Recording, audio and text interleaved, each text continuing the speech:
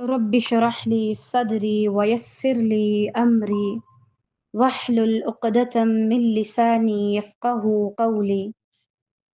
رب زدني علما، اللهم فقهنا في الدين، اللهم بارك لنا في أوقاتنا، اللهم أخلصنا لوجهك الكريم. يا رب لك الحمد كما ينبغي لجلال وجهك ولعظيم سلطانك.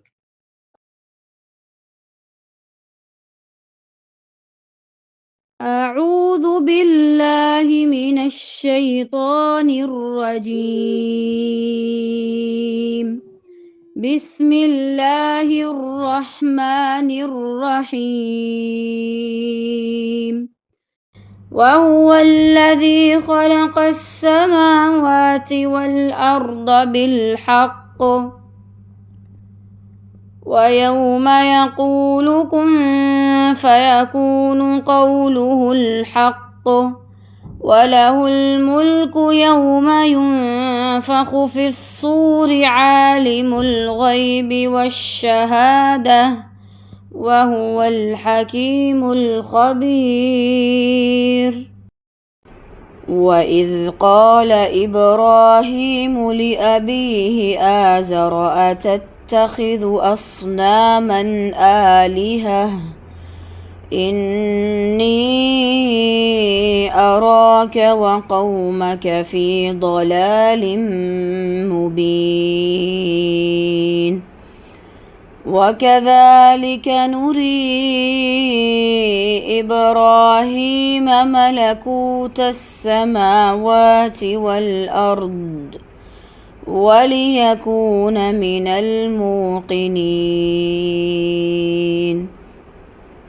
فلما جن عليه الليل رأى كوكبا قال هذا ربي، فلما أفل قال لا أحب الآفلين.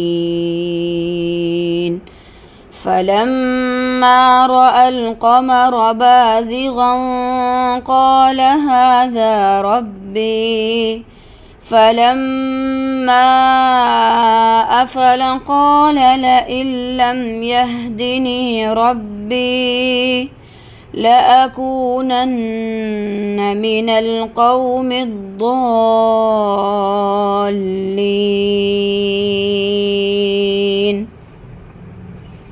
فلما رأى الشمس بازغة قال هذا ربي هذا أكبر. فلما أفلت قال يا قوم إني بريء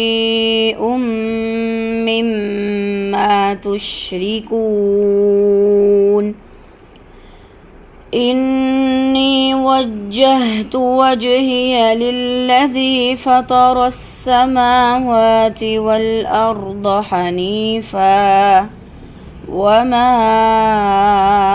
أنا من المشركين.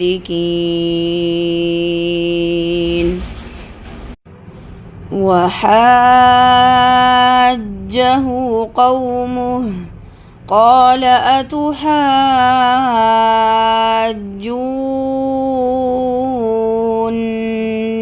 في الله وقد هدان ولا أخاف ما تشركون به إلا أن يشاء ربي شيئا وسع ربي كل شيء علما أفلا تتذكرون. وكيف أخاف ما أشركتم ولا تخافون